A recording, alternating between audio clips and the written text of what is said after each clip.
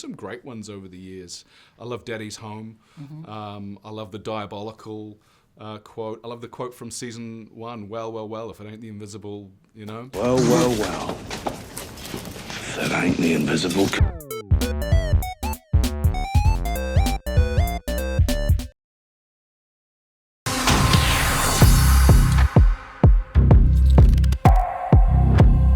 So, do you feel your character, Billy Butcher, is redeemable?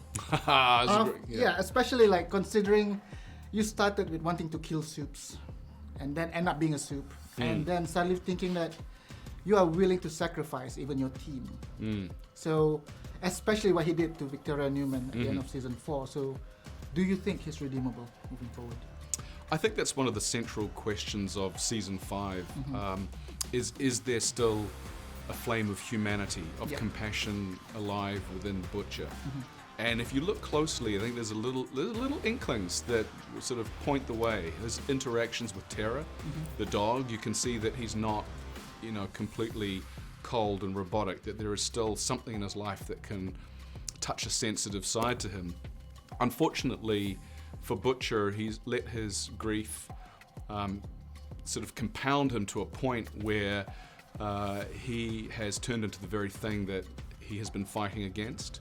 And also, Homelander is going down a path that means that he is an existential threat to humanity. I mean, he really is. And Butcher's the only one since season 3 who's actually seen that. Other characters are now seeing that threat. So, really, they're in a very desperate situation. They're in a race against time, to defeat Homelander. And Butcher has, had to do the tough thing and turn himself into a general, if you will, who cannot afford to have attachment to the soldiers that he is sending into battle. Otherwise, he wouldn't be able to do his job. So in that position, how do you emphasize on him, or do you feel that he is sacrificing too much just for the greater good? Do you think he's sacrificing? He's gone beyond the lines. What do you think? Well, I mean, that's, that is really for the audience to determine. It's not for me to determine. But the important thing is, and it's clearly already in your mind, is you're asking the question. And that's what this show is about. It's like, how much is too much? Like, hypothetically, right, there's an AI engine, right, that has been helping humanity and making things faster, but all of a sudden has the ability to destroy humanity and is on the path to doing it. Okay, it's an AI program. You have the ability to wipe it out, but in doing so, you wipe out all other AI and computers, for humanity. Now, that is the kind of existential question that we're faced with, in The Boys. Yeah. All right. So your character is easily the most quotable character. I don't necessarily know if that's true, but okay. I see where you're going. Yeah. All right. So, of all the quotes, and there are some really, really popular ones which people turn into memes. Which one would be your favorite? And how much of these quotes were actually originally yours or from the scriptwriters? I think that a lot of them are really what was already on the page. And I'm sort of very grateful to Eric Kripke for being highly collaborative and being open to any suggestions. But then there's some great ones over the years. I love Daddy's Home. I love the diabolical quote. I love the quote from season 1, well, well, well, if it ain't the invisible, Yep. That's a good one as well. I love the Spice Girls ones. Spice Girls, I love that. The Spice Girls. And Baka de Beppo. Baka de Beppo, yeah. So when it comes to the character that you carry, how much of yourself is being put into Billy Butcher? I know there's there's a script what's written for you, but how much of it comes directly from yourself as well? Well, obviously there's a huge amount of it is what's on the page and sort of my interpretation of how best to communicate that to the audience.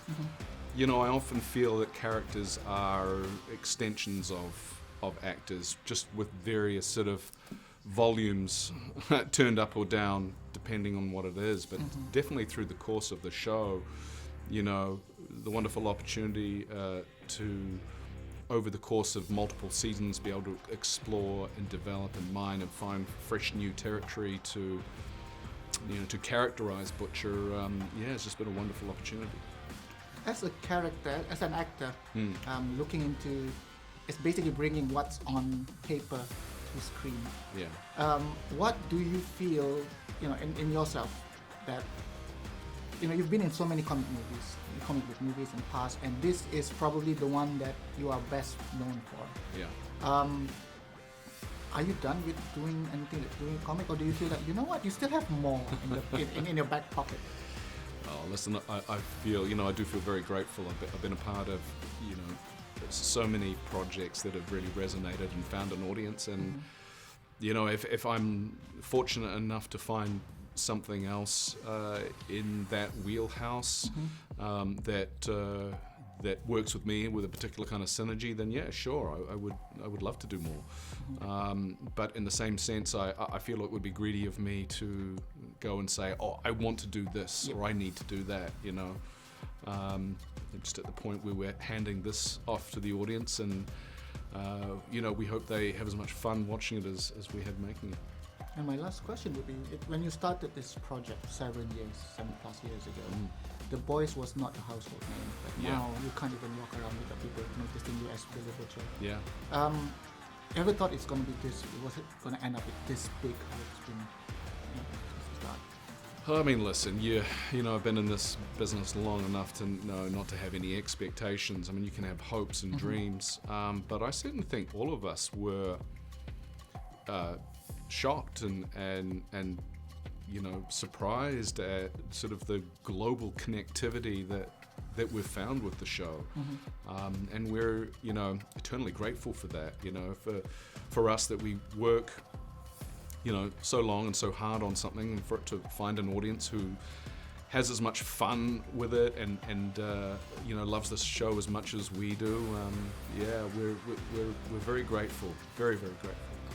My last one is, people were saying that this season 5 is a reflection of real life, what's happening right now in the States and everything. Coincidental, or it's just how things were just meant to be?